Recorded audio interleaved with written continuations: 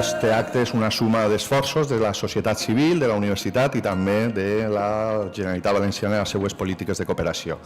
Por un lado, celebramos esa lucha, ese esfuerzo, ese trabajo, esa visibilización. Yo creo mucho en la libertad, pero creo que no puede haber la libertad si no hay una igualdad de oportunidades entre todos. Y claro, tiene que haber fraternidad y así tenemos el trilema perfecto de igualdad, libertad y fraternidad. El origen de este día se sitúa en el año 92, fecha en la cual mujeres de 32 países de América Latina se reunieron en la República Dominicana para crear alianzas y para afrontar el racismo desde una perspectiva de género.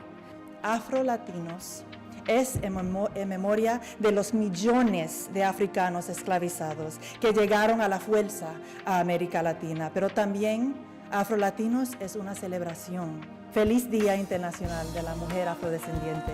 Espero que les guste. Gracias.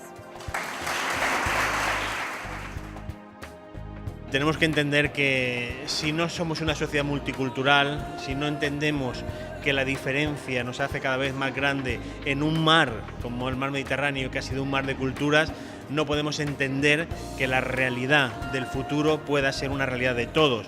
Esta sociedad tiene que reconocer ese trabajo que supone ser mujer y que hoy en día, por desgracia, todavía no tienen conseguido todos sus derechos, y creo que tenemos que seguir avanzando en esa línea. Hemos avanzado mucho y tenemos que seguir avanzando más. Sí, es un día que Naciones Unidas está promocionando y promoviendo en todo el planeta, ¿no? Entonces están haciendo actividades tanto aquí en Valencia como en otros países de Europa y de América Latina, de todos los rincones del mundo. Y sería muy bonito que se siguiera celebrando, como he dicho antes, que las asociaciones afrodescendientes siguieran todos los años haciendo alguna actividad para que el mundo siga sabiendo que existimos, que estamos aquí y que tenemos los mismos derechos que cualquier otra persona.